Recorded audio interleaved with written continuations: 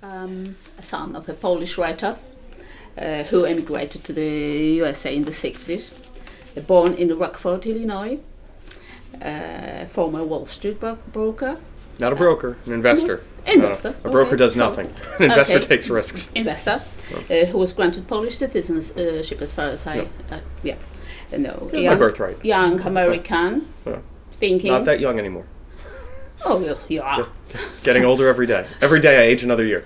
But if you were a baby, you would be getting older as well. Yeah, I just feel it's a very accelerated pace these days.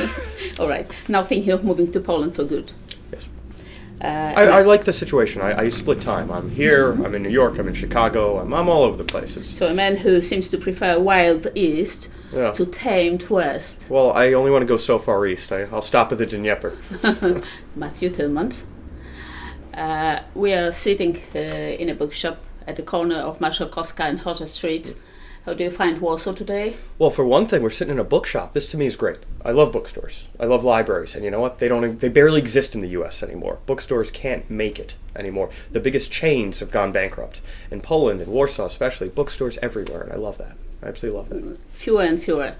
Yeah. So, Matthew, a couple of days ago, on the 19th March, it was 30 years since your father passed away. Leopold Tyrmand was a very well-known Polish writer and a kind of anti-communist icon. Oh, not kind of. It doesn't get more anti-communist and iconic for his stubbornness. Exactly, and his novels were, which we have here. Najlepsze. English title, The Man with White Eyes. I think evil is. When I always tell people in the English, I say evil because The Man with the White Eyes was a crappy British publisher decided they wanted to title it that way. It's divorced. Silly. It was silly. Yeah, they thought that would sell in 1974 or whatever when they not published it. It was a bestseller and a cult book here in Poland. What is it like to be a son of a famous father? Well, I'm just discovering it now. It's only in the last few years that I realized the depth of importance he has and is to Polish, at least intellectual society, the literati, the people who understand the history and the literature. Yes, it's amazing to see the feeling that people have about his work, his books, his ideas, his philosophy, his life, the way he lived his life. Everything he did was a statement. In America, I grew up really less cognizant. I wrote a book, Jestem Tyrmand, Syn Leopolda, where I talked about growing up not really in the shadow of this because I didn't really know. I didn't understand. We struggled after his death, and we kind of had to go our own way, my mother, sister, and I, against the world in New York City, where she was from. And it wasn't until I was 11 or 12 that I really even recognized it because a Polish film crew from TVP came to do a documentary. And that was the first time. And then I started digging well deeper, really trying to engage it. And I started reading him. And I was coming of that age. Have you read everything? I've read everything that's in English. I've read everything he's ever written pretty much in English, including articles and essays, because I've been to his archives in Hoover. In the books that I'm missing, I've read Zły, because it's been translated not very well, so I actually get more of it working on the script for the movie, which I'm sure we'll talk about shortly. I've read his diary, which is just translated. For me, that's the most important and the most powerful, and it's helped me get to know him the best and help get to know myself the best and being his son. You know this one? This one, yeah, of course, because that he wrote in English. That was originally, he titled it The Rosa Luxemburg's Contraceptive Collective, which was a compendium of articles he'd written about life under communism, and he turned it into what life under communism is like from cradle to grave, and it's kind of a sardonic look at the hatred that communists... Oh, it's great. But it doesn't resonate as well with the English reader and the American. And though the articles did well, the book itself didn't because it didn't resonate. Then when it was published here as Communist Civilization, it did well because people really understood what he was talking about. They lived it. They knew the jokes he was making. And in America, it kind of fell a little flat. His diary's just been published in English, and I'm really working hard to promote it, and I'm starting to gain traction within the conservative movement in the U.S. that sees communism and socialism encroaching in all of our developed worlds, and it's kind of hitting a nerve, so it's actually starting to gain some traction. I've read I am starting to read Philip because a friend of mine is translating it, so I'm getting the story. And again, I've read screenplay adaptations of it, so I know the story. And for me, that's also a powerful book because that's one of his most autobiographical. That's his real experience during the war, which is it's an incredible story and also very cinematic. What I haven't read, though I understand because I've studied and talked to people about it, is Życie Towarzyskie Uczuciowe. To me, that's the one I most want to read because to me, I think that's the one that establishes the timelessness of what he was dealing with. It's still here. I see Życie Towarzyskie Uczuciowe everywhere I look in this country right now, in the government, in the apparatchiks and nomenclatura that run this country, the elites.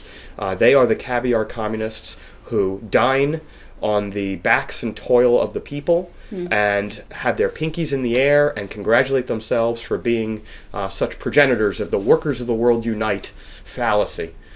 So that I'd really like to see that translated. I have spoken to a screenwriter who's working on a cinematic adaptation of it. I have not read the short stories, unfortunately. Hotel Ansgar, Chocolate Lucullus, because they've never been translated, nor On the Borders of Jazz.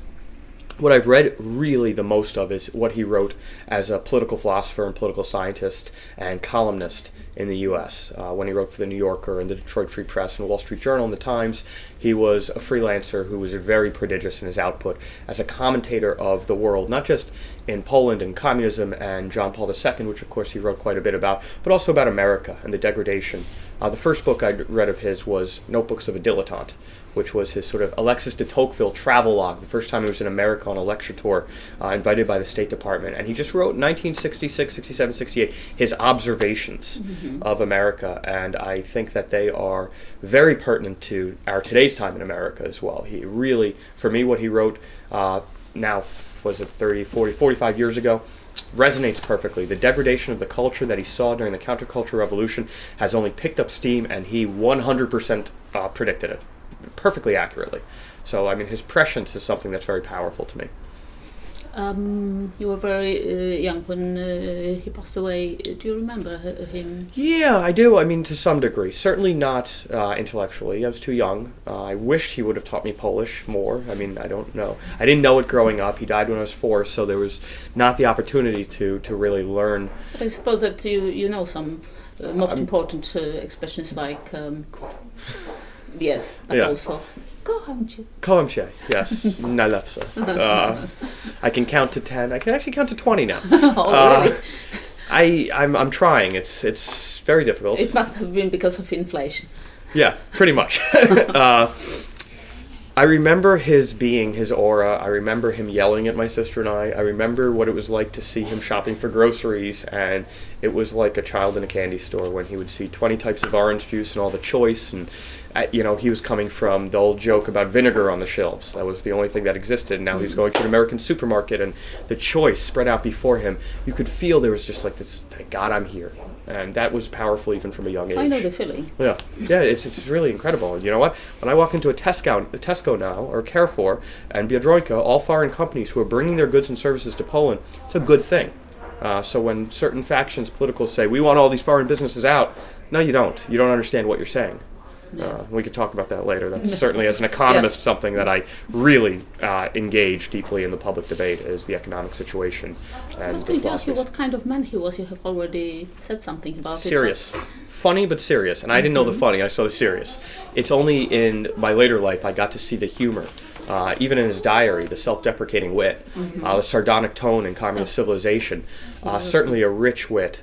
But the aura that I saw in my limited time with him from 0 to 4 was seriousness. When 6 p.m. news came on, it was the most important part of the day. I mean, this was 1981, 82, 83. Things were starting to happen in Central and Eastern Europe, and it was important for him to be tapped in. This was before the internet. This was before, you had news on demand. You had to wait the next day for a newspaper. And so for him to watch the 6 and 6:30 news was very important for him. You and your sister were brought up by your mom. Correct. And your uncle, Avi. Avi Hirschman, yeah. Avi. Who's from Krakow. Really? Yeah. He left when I think he was 14 who or would so. you call your father figure that influenced your life most? Honestly, the streets of New York was my father figure. Yeah, I didn't really have a father figure. I mean, my uncle, who was my grandmother's, my mother's half brother. Her mother married his father in the Lower East Side tenement. Know the story because I read the book. Oh, you're the one. Oh, I knew someone did, and it seems to be you. That's great. He certainly was the guy who taught me how to ride a bike and throw a ball, but there wasn't as deep an intellectual upbringing. I read a lot. I read my father. I read Orwell. My father figure, I almost think was somewhat internalized. I was without a strong father figure. I basically, and my inherited stubbornness, the heredity of being somewhat of a revolutionary, the daimi spokoi. I just did what I wanted to do, and my mother couldn't corral me. She said, I see Leopold in you, and I know it's a lost cause. Don't get killed. Don't get arrested. And I just went and did everything I could to teach myself on the streets of New York as much as I could about the world. I cut school a lot and rode the subways. I think that you should know that daimi spokoj is a very well-known sentence all over the world, in all languages, yes. When you deal with your own children. I'm sure. I'm sure. You'll see, I don't have maybe. that problem or blessing yet. The fact that I see it more as a problem than a blessing tells me I should not have it yet. In a few years. My father was 61 when he had twins. I know, because he was little old. My father's age. My father was born in 1920. Every one of my friends, he would have been older than their grandparents. So it's a different generation. And he emigrated to the States in 1966. Circumstances forced him to write in English. Do you think that it influenced his literary Absolutely. work? I mean, he was a very erudite guy, very well-read guy, and a great linguist who spoke many languages. I mean, fluently, obviously Polish, English, French, almost fluently, German, spoke some Hebrew, spoke some Russian, spoke some Dutch. I mean, he was, his experience in Europe was really being around, especially in his younger age. He went to school in France. During the war, he was in Denmark, he was in Sweden, he was in Lithuania, he was in Germany, he was in Poland. So he was all over the place, and he passed himself off as a Frenchman during the war because his French was so good. So he was a guy who really could think in different ways and different languages. I wish I would have inherited that. Growing up in America, you don't have that opportunity as much. When he started writing in English, my mother once asked him, she told me this a few years ago, when was it that you stopped thinking in Polish and you began thinking in English? And he pinpointed around 1975, 1976. Like he really, and one of the reasons one of the people he idolized as a great figure in literature was Joseph Conrad. And he viewed himself as, and not one to ever think himself in any way other than messianic, he viewed himself as the second coming of Joseph Conrad, a Pole who saw the world and adopted English and wrote in English, because when he was writing the second half of his life, it was all in English. And he drafted everything in English. What's that? In contrast to Conrad, because I think that he wrote everything in English. Yeah, well, because he learned English after his years in the merchant marine. And, exactly. So what do you think your father was? Polish, an American? Maybe he felt Jewish as he was born in an assimilated He had very little connection to the Jewish history, even though his grandfather was head of this Nashik synagogue, which was like the top social... The only one that survived. Yeah, it was a Platz Grabowski around right there. He had very little connection to it. We don't know, but I don't think he was bar mitzvahed.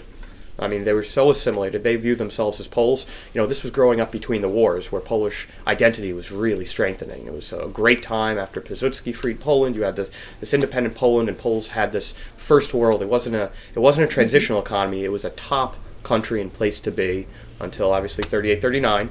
So he viewed himself as a Pole. He came from a family, an upper middle class family. His father was a merchant, very well educated. But when I think, toward the later end of his life, if you asked him who he was, an American, a Pole, I'd say American of Polish origin. Polish-American, maybe. That's the modern parlance. That wasn't the parlance then. I think he viewed himself as an American. He was a naturalized citizen who felt so passionate about being in America and fighting for American ideals. He viewed America as this great experiment in democracy that the world had never seen before, and that had a moral imperative to lead the world in further perpetuating this great experiment in democracy. So I think he did see himself as quite an American, but of Polish descent, which he never lost. I mean, he did not lose the language or the connection to what was going on in this part of the world. Mostly his hatred of communism, because of what it did to him as an intellect and as a person for so many years. What about you? Polish American. I always ask, are you Jewish? Are you American? Are you Polish? And it's for me, it's simple. I'm a Polish American. I have dual citizenship, so I see myself both as a Pole and as an American. Until I can speak the language, I don't think I'll ever be able. Any progress in this area? Very slow. Maybe you don't have a good teacher. I've had many a good teacher, but apparently all my Polish girlfriends, they yell at me so fast that I can't keep up. I can't learn. I say, stop yelling at me so quickly. Yell slower so at least I can pick up a word. But in the moment of inflamed anger and passion, blah, blah, blah, blah, blah. So. You know that the young Poles flee abroad in large numbers. It's sad. I know. I remember what Tusk said. He said, when I'm running, I'm going to cease this brain drain. I'm going to bring back all these Poles in exile. He managed to bring you back. Well, no, he didn't manage to bring me back. Poland managed to bring me back. But what I find is a great distinction is he ran on this platform of we're going to stem this tide of our best youth leaving, and he left himself for a bigger salary. So you come to the country of your ancestors. Why? What attracts you to Poland?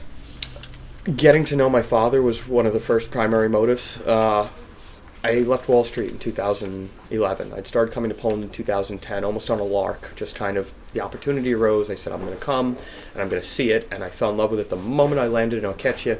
I just felt something. I started going around the city and seeing really his footsteps, the plaque at IMCA, a few blocks from here, connected to it. And then for 2 years I came here.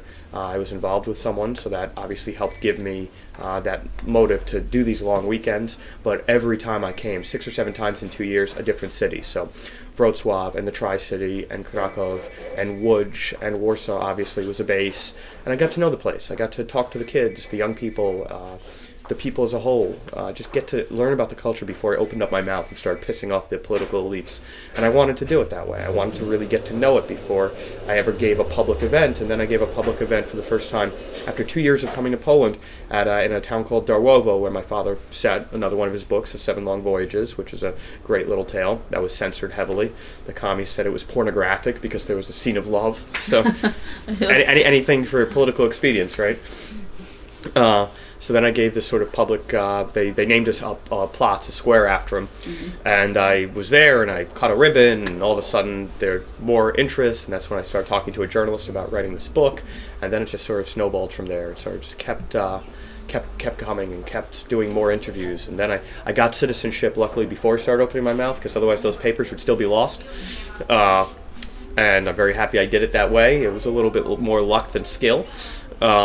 And now I come and I like to cause trouble. I had a joke the other day that I want to burn all these corrupt, broken institutions to the ground, because that's what my father would have done in the past. They had a military, the militia, behind them to censor and oppress and repress, and now they do it in more coercive and undermining ways. Agora, who takes money from the taxpayer to propagandize for the government, they can't shut me up. They're going to try. Right now, from what I hear, I'm being sued for defamation by Sikorsky and Gertic. Bring it. I have the time, I have the financial resources, and I have the effort to fight and finish what my father tried to start and bring sort of free speech ideals, free press ideals, big ideas of freedom and democracy that you can only learn on this in America in the last chunk of the 20th century, and especially in New York, where there's such a vibrancy of just ideas flowing through. It's not a place I really love. I don't feel that connected to New York, but it is a place where a lot of ideas converge, and that shaped me. And there's a lot of loud voices, and you have to be louder to compete, and I learned to do it that way, and now I'm coming here and I'm trying to do that, and I'm sure they want to kill me and they want to put me in the bottom of the Vistula, and you know what? I say if they do it, I win. My mother hates it when I say that, but I'm sure. But it's the same thing. It's the same kind of sardonic tone that my father said in the diary, and he said every time he opened his mouth. And they had ways to repress him, and now they've got more underhanded ways to try and repress what I say. This lawsuit by Gertek representing Sikorsky. That doesn't scare me. A defamation suit doesn't scare me. I am going to keep kicking these dogs until I end up in court with them, so we can have these conversations on free speech, on free press. The gist, the genesis of why they are trying to engage in a process to shut me up is because I call Sikorsky a fraud for paying his friend. Paying his friend from the Treasury. taxpayer money goes to his friends and him. And you know what? It might not be legally called fraud here, but where I come from, and I actually believe I'm somewhat of an expert on the subject, I run a think tank focused on government spending. I have a little bit of knowledge on procurement and how money is spent from the Treasury. This is what fraud looks like. That's what I said. That's what ONET picked up, was that this is what fraud looks like. And you know what? If you write the laws to say that you can't say fraud and you can't have any oversight, then of course people are going to be scared in the society to raise their head up and say the truth. I'm not. And I'm having a hell of a good time kicking these dogs, because they're dogs. I will have a hell of a good time looking at it. It's funny, the more I say, the more response I get from people on Facebook, emails, and I'm a very transparent person. I'm very out there and open, and my email, my cell phone is out there. You want to Google me, you'll find it. Every email I ever get, I respond to. I've had a few crazy people. It's the cost of doing business. Doesn't bother me. Talking about which, are you thinking about any business? Do you have any business plans or political Yeah, absolutely. My political plan is to make business. Yeah. I embrace what Calvin Coolidge said. The business of America is business. I like that philosophy, because you know what? To me, the holiest mission that a human being on this plane can engage in is creating a job. You create a job, you give man the ability to feed himself, you teach a man to fish as opposed to you give a man a fish. The government wants to give men fish because they trade fish for votes, and then they can entrench their own power and then steal all the fish for themselves, which is what they're doing in Poland. I think that my political career will only be embedded by the ability to engage in commerce and business. I have a long career on Wall Street as an investor. I'm going to take that education, and I'm right now, this trip, when I'm here now, I'm closing my first business deal. I bought a stake in a brewery with an American partner, Browar, in Zamość. Browar Zamość. And there's something poetic about that, because Zamość... will remember. Yeah, I'll be promoting the hell out of it in a few months. There's a lot of things I want to do to help them build their business, and with all of our incentives aligned, that's a beautiful thing. I love that it's Zamość, because that's the capitalist city. It's Jan Zamoyski. He said, I don't care who you are, Turkish, Jewish, Muslim, Catholic, Protestant, whatever. Come to my city, buy property, engage in business, and when the monarchs come in and try and expropriate our taxes, take up arms. I love this guy. This is such a romantic ideal of the best part of capitalism, because capitalism equals freedom to me. That's the way I think as a free market economist. I know my father felt the same way. So I'm very, very engaged in trying to do business here. I stay away from any businesses that you need a government license on, because I know I'm not going to get that. I wanted commercial business. For Tyrmandówka. Tyrmandówka will be coming as well. Well, I love that there's so many great nalewkas around. People are very ingenious about it. Now, the story with my father's vodka, it's a really great sort of apocryphal story, is that he was imprisoned in Vilnius in 1939. He went to Vilno as the war broke out from Paris instead of Warsaw, because he saw the descent into chaos here, especially as a Jew. So he went to Vilno thinking, okay, maybe that'll be a better place. He was arrested by the NKVD for being a subversive journalist, and they threw him in jail with a guy who was the Lithuanian local state ordained vodka distiller. So they didn't have much to talk about, so he taught him how to distill his own vodka. Now, my mother says he made his own home brew. Horrible. Absolutely undrinkable. So thankfully that recipe has been lost, and we can start somewhat anew. I do have to say, this peprówka that my friend makes, and she is a talent unto her own. She's an incredible artist and thinker, and she's a computer programmer and a nuclear physicist by education. I mean, this is a really awesome person, and this peprówka is strong and it's spicy, and I think that represents Tyrmand, and I really am excited to bring Tyrmandówka to market, because the number one challenge in marketing, in bringing a spirit to markets, is marketing, is branding, is building awareness, and the name and the concept has some embedded positives in it that really help get me from a starting point to a middle starting point, and so I think that's a great business idea, and I'm excited about that. There's a lot of things I'm working on. I'm working on some projects in Silesia, because Silesia has some catching up to do, as opposed to Wrocław and Poznan, which have had German money because of closer proximity to Germany, and have sort of migrated up the food chain of consumption class and higher quality apartments and commercial real estate and businesses and business development like Warsaw. Silesia is still a little bit lagging. So there's a convergence there. So I've been looking at some real estate there, about building maybe a dormitory, about some commercial real estate properties for in some of the hinterlands. There is another project I would like to ask you about. It's a roundtable mix. Yeah. What is it and what are its goals? So I'm partnered with Michal Lisiecki, who I know. I met him. I know him. He's you know what? I know him. I have a question. We'll talk about Vaprost and all the turmoil that surrounds them. Whatever people think about the politics and the tactics that he has had to engage to survive, in the last year he's made Vaprost a paper that it should be, that Kishilevsky will be proud of, calling out the nonsense. And I know that I've inspired him a little with my initiative in the U.S., Open the Books, where I aggregate government spending, analyze it, and expose fraud. And he has story after story on Sikorsky's kilometer allowances and Sikorsky paying Charles Crawford for speech writing, speech proofreading, all these ridiculous expenditures. He had a cover of, a couple months ago of postals from every party, from PiS, from PSL, from SLD, and from PO, and how much they're spending of taxpayer money on traveling to vacations to Mallorca and different places, and how much they pay their chauffeurs, and all this ridiculous spending. So Vaprost is doing what the papers of record should be doing, but you'd be hard-pressed for Gazeta Wyborcza to ever find a scandal in a government plagued by scandal. So I have immense respect. It has hurt his business. Certainly a lot of his relationships with the government have been hurt, his advertising. But he's taking, I think, a moral stand, and I support him in it. And the progression of that is this roundtable mixer. We met in New York, and he was really intrigued by my ideas on the ideas I wanted to spread here. And so when I came back in December, we announced our first one, and we brought a bunch of speakers to talk about ideas that could help Poland become more free, more prosperous, a better place. Obviously patterned after the original roundtable in 1989.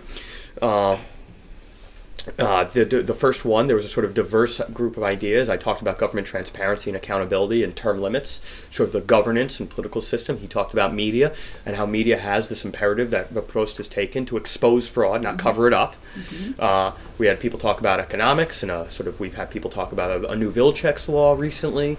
The last one we had was a few weeks ago, and it was more focused on media, and I talked about the censorship that goes on that's not militaristic but repressive nonetheless, undermining and coercive, like we've talked about.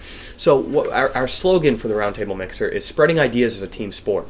We want to get all the young professionals who are not poisoned by communism, who hate the way the system has evolved, into a plutocracy of elitism for the few at the expense of the many, the young professionals who are absolutely fed up with it.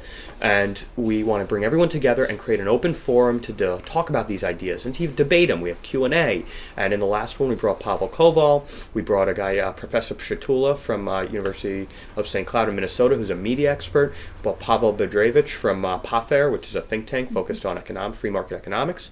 I talked about media. Michal spoke. We had Zimkevich talk about media and his battles going up against the complex that would rather see a media compromise than a free media. So we're getting a little attention. We're getting more and more people. We invited major political figures. They all declined. Komorowski, Duda, Ogorek, everybody that's been in the news. Nobody wants to be a part of talking about ideas. You look at Ogorek, and when she's asked a question about whether it's Boris Nemtsov or trade, global trade, she says, "This is important. We should talk about this more." But she never actually answers a question. So at a very young age in her political career, she's already established that the art of evasion is the only thing she stands for. So I can understand why these people would not want to get involved in the RTMX. And if they don't want to actually debate and talk about ideas, then you know what? Screw them.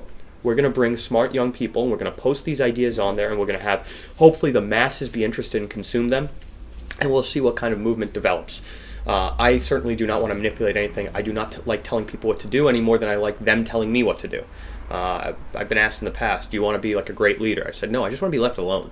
I just want to be left alone. I want to invest. I want to say what I want to say, and if people enjoy it, if they're entertained by it, good. If I inspire, great.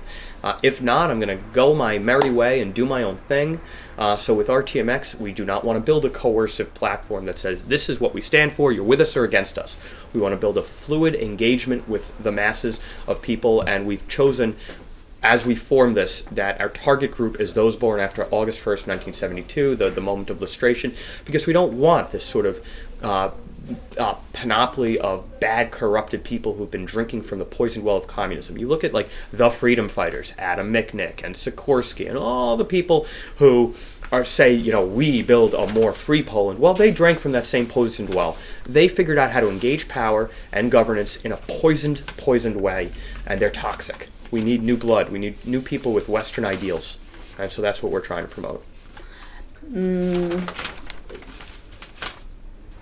Conservative people in Poland have some trouble with Michał Lisiecki. You probably know about it. Sure. Because he was an owner of Prost. And Doraci. When they attacked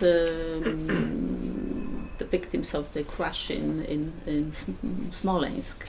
Would you like to comment on it? Well, all I'll say is, as I've gotten to know Michał, I've seen him get more engaged. I think in the past, when he bought the properties, he was a disengaged owner. He's had a lot of businesses. He's a very successful business guy and self-made.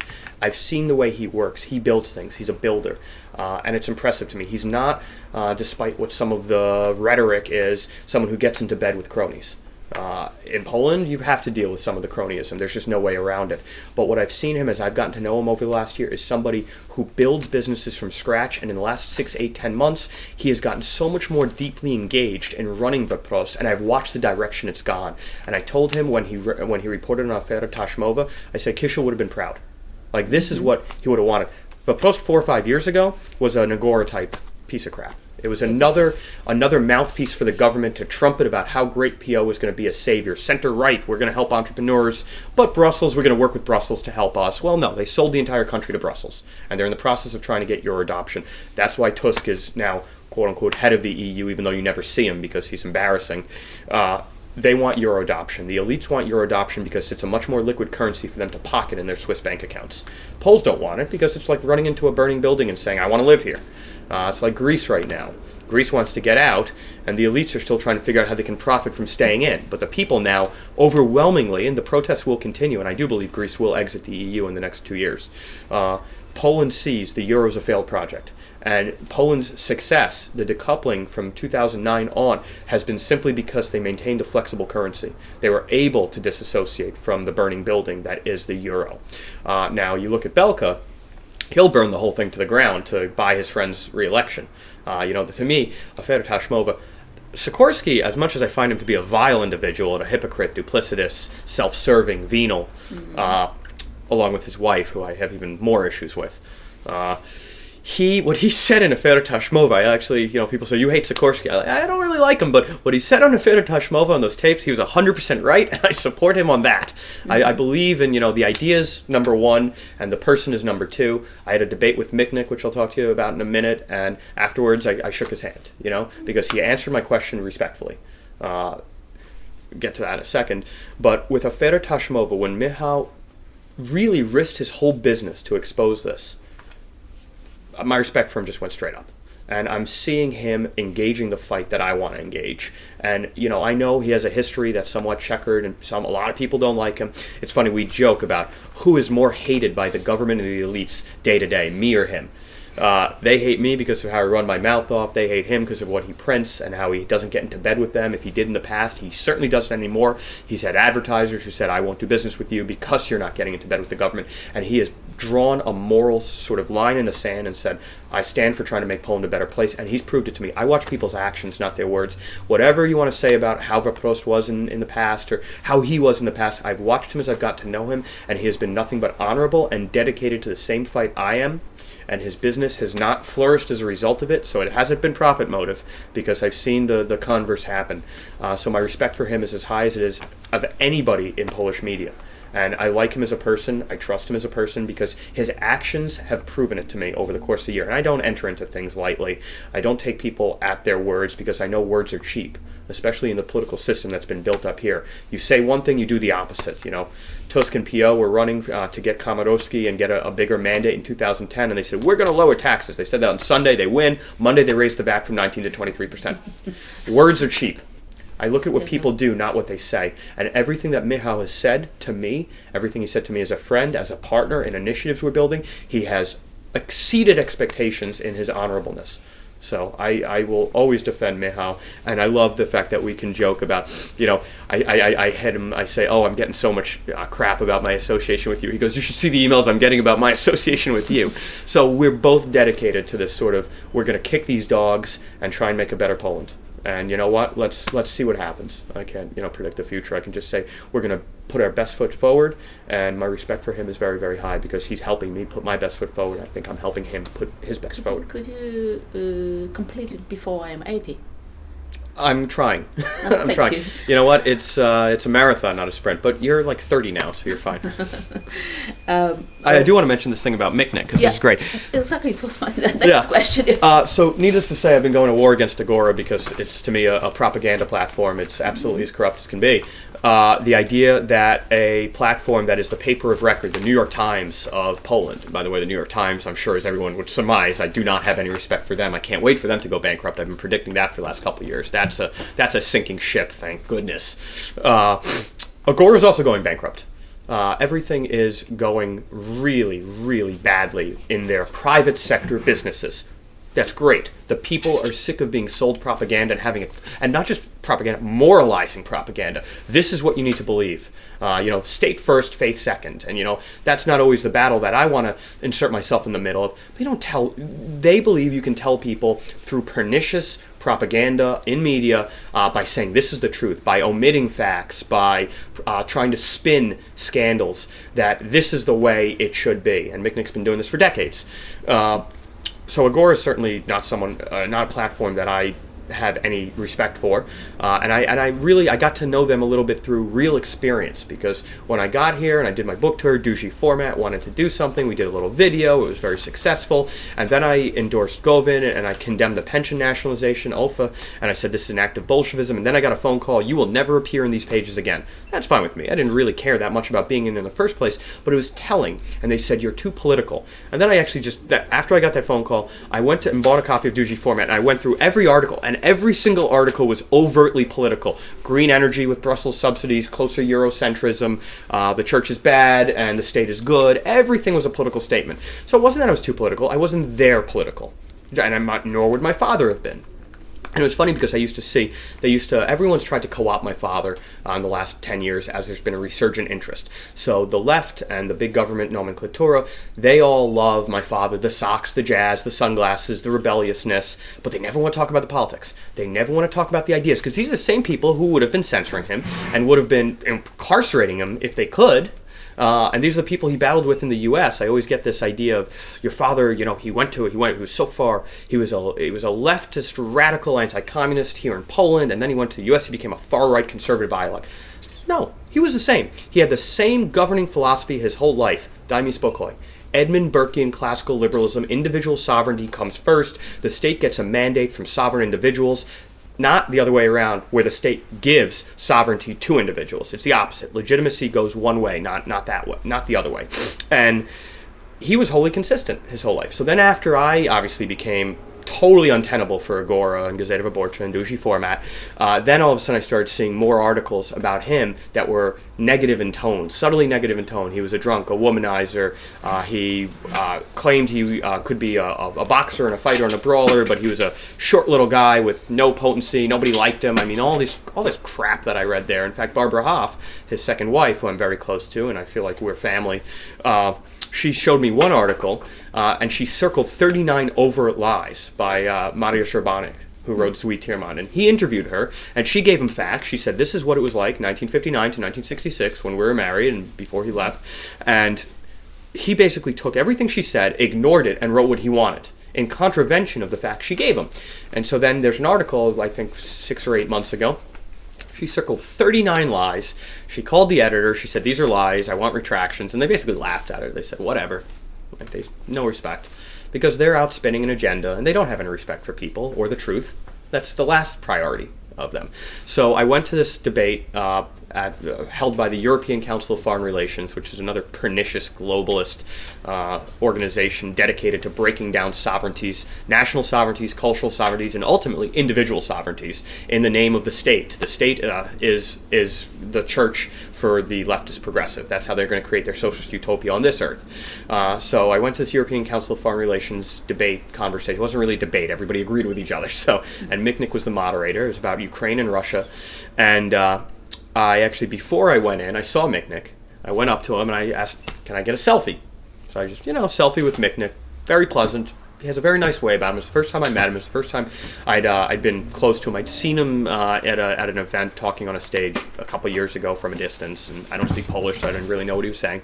But he seemed like a nice guy, a little bit married to his e-cigarette. But and then he didn't recognize me. He didn't really know who I was at that moment. I posted on Facebook, and I get a whole lot of hate. You can't take pictures with Michnik. You can't endorse Michnik. And I don't. You'll know when I endorse somebody. I'm going to say, my support goes here. I like this person. I think what they're doing here is good. I put a selfie with Michnik, and someone said, "Oh, would you take a selfie with Hillary Clinton?" I said, "Sure." And then I would proceed to just rip her apart because she's an evil person. So I put the selfie up, and I said, "Just wait for it. Just wait before you go jumping to conclusions about, what I'm doing here." I went into the debate. I sat in the front row. We made eye contact a ton of times. I think he saw I was a non-threatening, nice young man. And so when the Q&A came, he gives the first question to some apparatchik who a friend of mine said, "Oh, I know him. That's a bad guy." And then I got the mic for the second question. And then I think there was a moment of like dawned reality, or somebody told him, "Oh, that's Matthew Tyrmand. You probably don't want that question." So they ended the Q&A. But the mic was on, so I stood up and started asking the question anyway. And so everybody was about to stand up. They all sat down, and I basically spoke for 2 minutes. It was like a 2-minute diatribe question on... Very emotional. No, it was very non-emotional. No. It was not emotional at all. It was totally rational. It was a serious question about the role of media and how media can remain objective and uncompromised if it's taking money from a government that is engaged in huge scandal, and an incentive exists to cover up the scandal because that's how this private media platform is being kept alive. So I said, that's like Russia Today, or maybe, a Polish media platform. And I spoke quickly enough, he doesn't speak English, that he didn't really understand the question was hostile because my tone wasn't hostile. My tone was very analytical. It was very much, I said I was a journalist from Super Express, which is kind of a misnomer, but, I am a journalist. I write columns for Super Express, and, Super Express. It's funny that I write for a tabloid because, my father, the tabloids are where the truth kind of is, aside from the sex with aliens. It's like on the political page, the editorial page, that's where you can write something that's a little more sensational because right now the world is sensational. You can't write that in the mainstream press because they have a job to do, to cover up for the incumbency. So Super Express, I've had a great relationship with the editor-in-chief and the paper, and I can write what I want about the system, and they like it. The more sensational I am, the more they like it, and that's great because I'm naturally, like my father, a sensationalist. So I said I'm a journalist from Super Express. I posed my question, and to his credit, he understood enough of the question to answer me in a somewhat evasive way, but still an answer. And it was not hostile. He said, this is always the question, media versus the sector versus the government. How do you cover it? Where are your incentives? It was an evasive answer, but it was an answer. He didn't storm off like he does with David Vilching.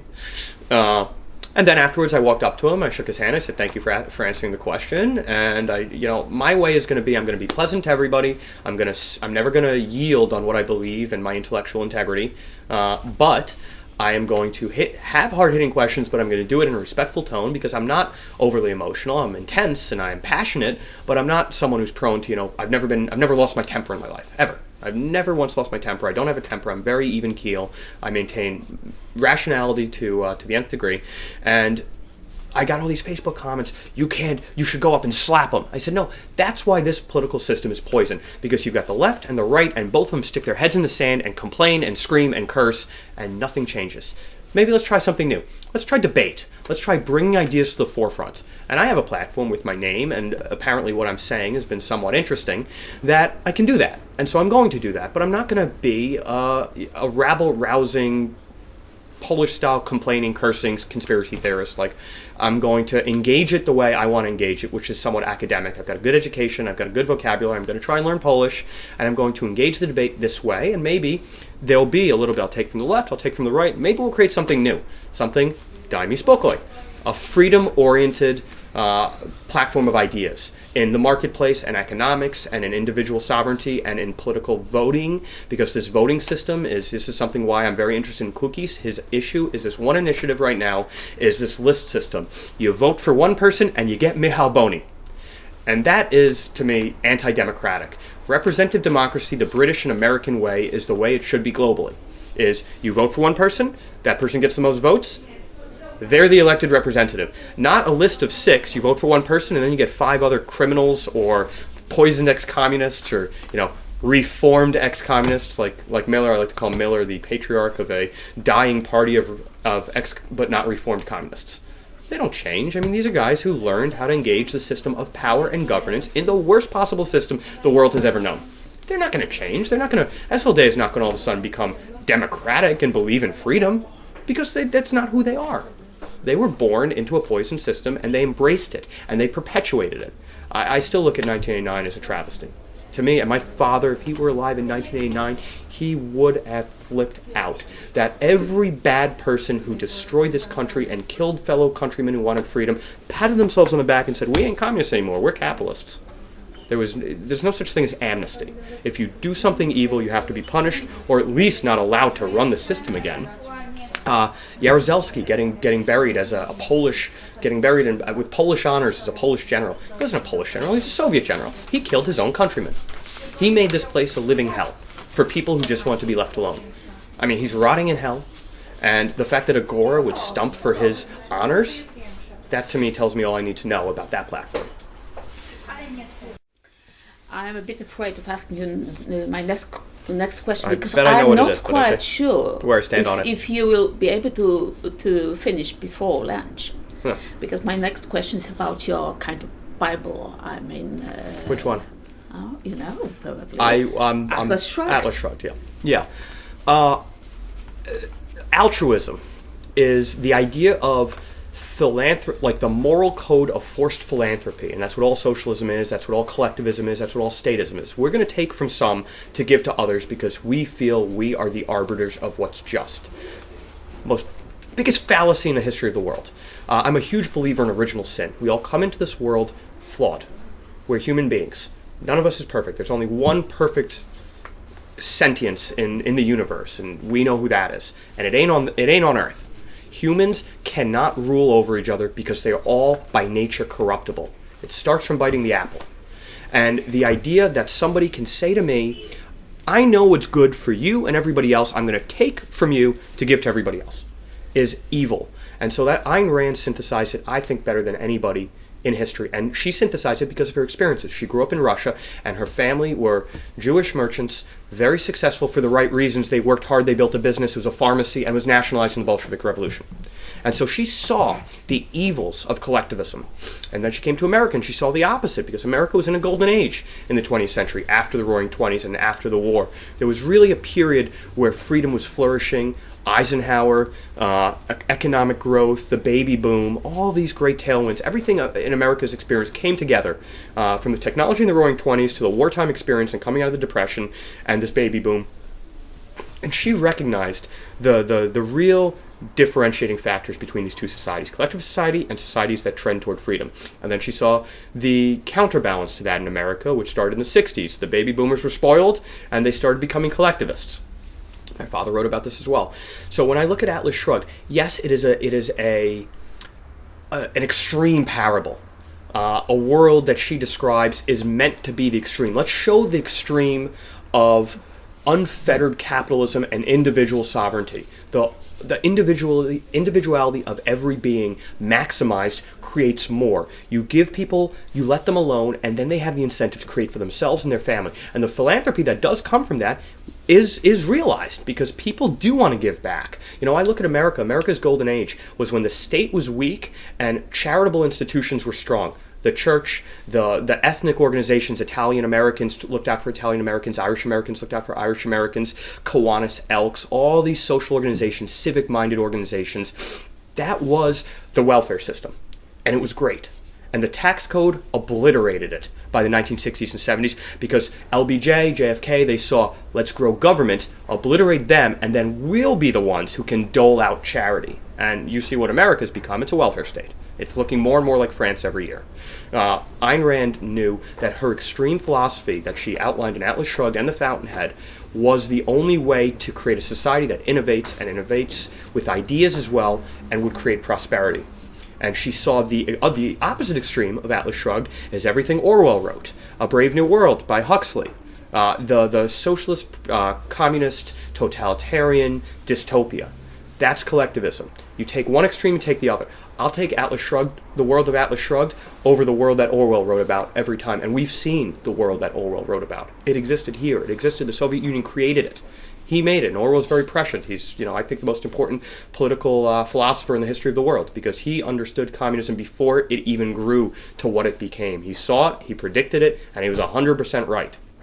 And the sad thing is that we're now trending more toward it. The European Union is like the Soviet Union in some ways. I know that's a radical statement, but any time you centralize power away from the individual, you collect that power and you put it in one place, whether it be Brussels or Washington, D.C., you take away freedom. And that creates a dystopia. It trends you further along to dystopia. I have arguments with every Agora, Gazeta Wyborcza writer I know. They're all socialists. They say, but people can't be left for themselves. Let them.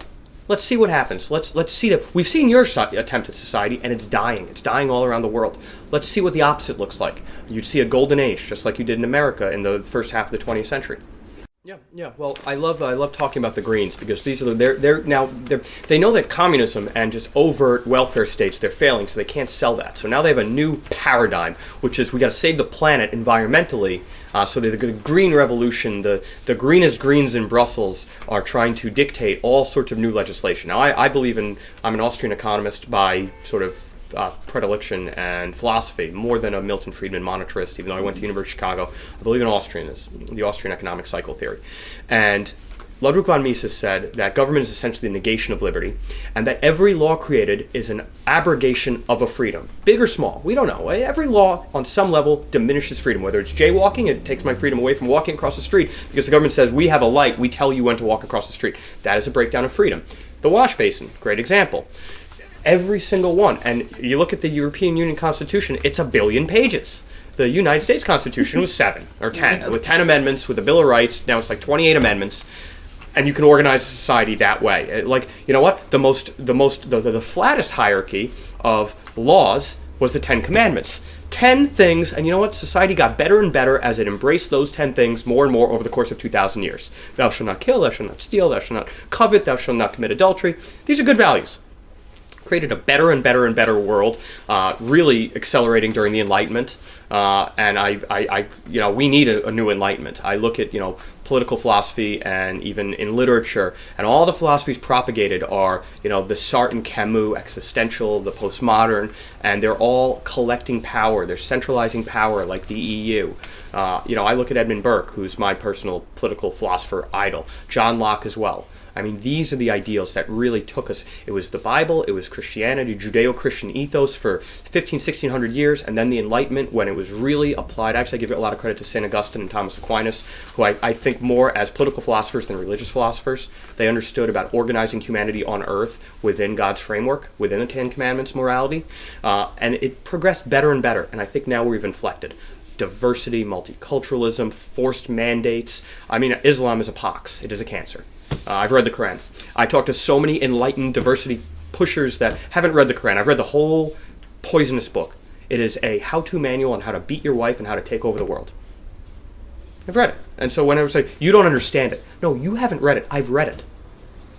And so when I get into arguments with the political elites here on the left, who are so scared of the rise of the right in Europe, this is the only pendulum shift that I don't agree with some of them, because a lot of them are in bed with Putin, which I think is horrible. Like Le Pen in France, it's not a movement I support. But UKIP in the UK, I've met Nigel Farage. I've spoken to Nigel Farage.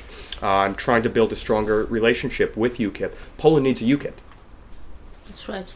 I mean, I'm a huge fan of UKIP, and America's starting to see a little bit of a shift to the right because people are getting fed up. They're fed up with the corruption that the left indelibly brings. It always brings, because you mass institutionalize power, it gets corrupted, and that's what you see in America right now. You see after Clinton and Hillary Clinton and Obama's a real ends justified means. I knew, you probably read in the book, I knew Obama.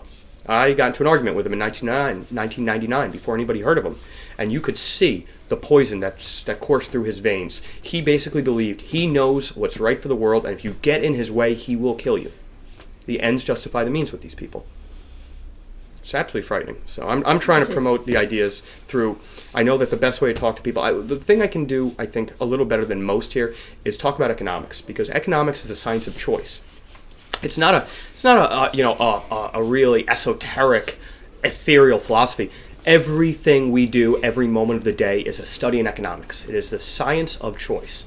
And so what I can do is take what I know in economics from watching the markets, from being in the markets, from seeing choices made as an investor, and apply them to other things. And I can drill down on the actual economics, the macroeconomics that are going on in the world, and how it really does affect you. The fact that I wrote in Forbes this article, Poland's coming recession, and I said that Poland is coming to a recession, and it's being galvanized, it's being created by political corruption, because the elites, the nomenclature, are stealing all the growth out of the country. It's all, I like to say, everything that's now bolted down is going out the back door. It's all going into their pockets. When I always get asked where the wages go the last 15 years. Well, 15 years ago, when you were a POSO in the SEM, you had 6 or 7 staffers. Now you have 40. That's where the wages went. Well, that there's now more people working for the government by contract or direct employment than under PRL, both as a percentage and an aggregate. That tells you where the wages went. And then I wrote about how I think the zloty dollar exchange is going to go from 3 to 1 to 4 to 1. That's a huge depreciation. And that means everybody's assets in this country are depreciated that much by money printing, by lax policy, by lowered interest rates, by non-competitive practice. That Belka has certainly engaged in, that Rostovsky really wanted to push when he nationalized the pension so that they can borrow more money to buy an election, which we're seeing. They had a policy of weakening the currency. They say it's to promote exports. This is a consumption-driven economy. This is not an export-driven economy. And they depreciated the currency, and it hit 397 last Friday. So every economist in the country thought I was an idiot. Oh, it's never going to break 3.5, 3.6. Well, within 3 months, it went to 4.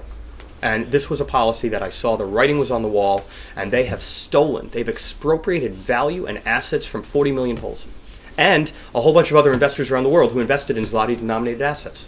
That's the thievery that Keynes described, and that Marx described when he said the surest way to institute socialism is to debauch the currency. What was Marx? It was Lenin. Lenin said the surest way to install like widespread Marxism is to debauch the currency, and that's what Barack Obama's been doing, and that's what Belka's been doing. Well, you say about yourself that you are a libertarian. Daj mi spokoj. But you also say that you are conservative in a way. I think they're so easily reconcilable. I'm a conservative in the Edmund Burkean sense. So in America, conservatism is what we call here liberalism. Economically liberal means you believe in free markets, you believe that state central planning fails. I'm a conservative in the Judeo-Christian ethos and morality. There is right and wrong, there is good and evil, and there are better cultures and worse cultures. When you look at all the cultures in the Middle East, all the countries, all the Quran-driven Islamo states, they are fascist. They say women aren't allowed to drive. If you're gay, you get stoned to death. You know what? I know that there's a debate on homosexuality in this country, on abortion in this country, and those are valid debates to have, for the people to have. Not for Gazette of Abortion to say this is the way we have to do it. That's also a form of fascism. And not for the way that Saudi Arabia says, we cut off the heads of gays. That to me is the antithesis of being really a libertarian and a conservative. Conservative, in the classical sense that I like to cite it, believes in this Enlightenment thinking. Conservative, 17th century, post-Renaissance political philosophy. Voltaire, Rousseau, to some degree, I don't like everything they said, but there are things that they were very, very passionate about. Voltaire said, I may not agree with what you have to say, but I'll fight to the death to defend it. That is something that I'm, passionate about. And to me, that's conservative. It's a 400-year-old ideal. That all of the conservative ideals, the great ideas that launched Europe and North America, all the first world, into higher levels of prosperity for all the postmodernists want to throw them out the window in favor of we're all the same. And that's communism. That's the lack of identity that comes from individual sovereignty. There's no such thing as an individual. There's only the state.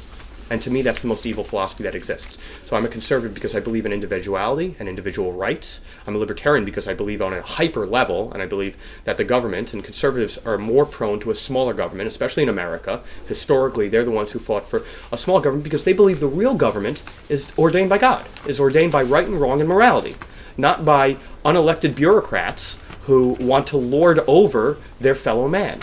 So conservatives embrace that philosophy well more because they believe in a higher power of organization, not that it all ends with the state, which is what the American liberal or the progressive, the socialist, the left of center person in this country and in Europe believes in. They say the state first, the individual second. And where do you think you will be in March next year? Hopefully not in the bottom of the Vistula. But, I don't think so. March, well, I'll be back here in May. I'll be here at least 3 or 4 more times in the next year. I've got, business interests. I'm trying to work on movies here of my father's work, Zui, maybe The Seven Long Voyages, Philip, C.G. Torzewski. These are all ongoing conversations. Who knows? I mean, I'm running 2 very, very great organizations in the U.S. Open the Books, focused on government spending, and Project Veritas. I'm working with the principal as a member of the board to help him run his organization, this guy named James O'Keefe, who does undercover guerrilla journalism. Because in America, just like Poland, the mainstream press has abdicated its responsibility. It said, this is not our job to investigate. Our job is to push an agenda and promote and spin and editorialize and propagandize.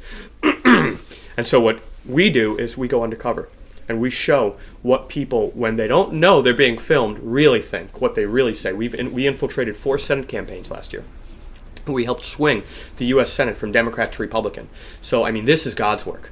This is really fighting for what's right, for truth. That's why the organization is Project Veritas, because there's no spinning when you have video of somebody saying what they really think. We just got Al Sharpton fired from MSNBC. So, I mean, we're doing great work. Open the Books, we're doing great work, aggregating every dime in American government, all the spending, all the expenditure into one place so citizens can call out their fraud locally. School district, give parents the ability to see how their unelected school bureaucrats are spending their money to inculcate some progressive agenda in their kids. So we want to engage people, we want to utilize technology because we have it. The barriers to entry to find and distribute truth are much lower than they've ever been. I want to do the same thing in Poland. It is easier for new media to make an impact, and that's why Gazeta Wyborcza, his readership is going to 0, because there's only so many postmodern elite apparatchiks who want to read about the brilliance out of fellow postmodernists when the people are seeing there's no jobs and the statism is destroying the country. Let's become less serious, maybe. Sure. And if you had to describe Poland in 3 words, what would they be? Oh, wow. Could be 5. No Okay. more. Okay, I wish I had a little preparation for this, because if you want it light, Yeah. pierogi, zapiekanka, herring, political fraud, piękne dziewczyny. I like the last one. Yeah, I do too. It's one of the reasons I started coming here, and then I fell in love with everything else. Do you like bigas? I do. I like most Polish cuisine. I love galanka. It's one of my favorites. So that I have. Like a good galanka that's like the right mix of meat and fat, as opposed to, you get a lot of crappy galanka that's like all fat, but you get a really good galanka. It's great. It's like, and I love pig. Like, to me, that's the greatest animal. It's one of the reasons people go, oh, you're Jewish, you got to keep kosher. I'm like, my 2 favorite things are pig and shellfish. So it's like, and I actually got kicked out of a Jewish camp because they used to bring ham and cheese sandwiches every day when I was Have you like, ever been in Israel? Never. We had. I know it's a great destination. It's a place I'd love to go. I'm certainly I'm a Zionist. I believe that a strong Israel is like a strong America, is a necessary bastion of freedom and production and prosperity and holy ideals, good ideals. And it's at war against all the poison that surrounds it, much like America from within, the American ideals. The elites are at war with what made America great, unfortunately. So I support Israel in a lot of ways, but to be honest, my travel the last 3 years, has been here. Every 2 to 3 months I come here, and then I do a lot of work where I have to travel. I just haven't had the opportunity yet. A lot of interesting things going on there now. Yeah, no. So I love that Netanyahu won. He basically told Barack Obama to shove it, which is well-deserved. I mean, Barack Obama had no business spending U.S. taxpayer money trying to influence an Israeli election because he doesn't like the guy. Meanwhile, what's amazing to me is in the past week, he's taken Iran off the state sponsor of terrorism list, even though Iran says we want to wipe Israel off the map and we want to get a long-range nuclear missile that can get to New York. They say this openly, and he takes them off the terrorist list, and he says Israel is going to be sanctioned for all of their evil. It's crazy. The UN this week, I think Wednesday, is going to be voting on a resolution to sanction Israel because Israel, of all the countries in the Middle East, Israel, human rights record on women is to the UN pervasively and perniciously evil. Not Saudi Arabia, not Syria, not every other country in the Middle East that women, if they take off their hijab, get their heads cut off or stoned to death. Israel, the second freest society in the world after the US, is in the UN's eyes an evil society. The world's upside down, and that's why we need people talking about it. We need people not afraid to voice their opinions, because I know I'm not the only one who holds the opinion. Most smart people I know agree. Then you meet stupid people who think they're brilliant, guys like Wojciech Orliński, who's a columnist from Gazeta Wyborcza, who I met once. I tried to engage in debate, and he said, I can't talk to you. You're a capitalist. You're evil. I said, that's really stupid. Let's have a conversation about what's capitalism, what's socialism. He goes, no, I'm not going to do that because you're evil. You worked on Wall Street. You're evil. So this guy's a real horse's ass. And he's like Gazeta Wyborcza's #1 columnist. It's another data point to show you exactly who they are. So Wojciech Orliński, lighten up, dude. Thank you very much. It was My pleasure. very interesting talking to you.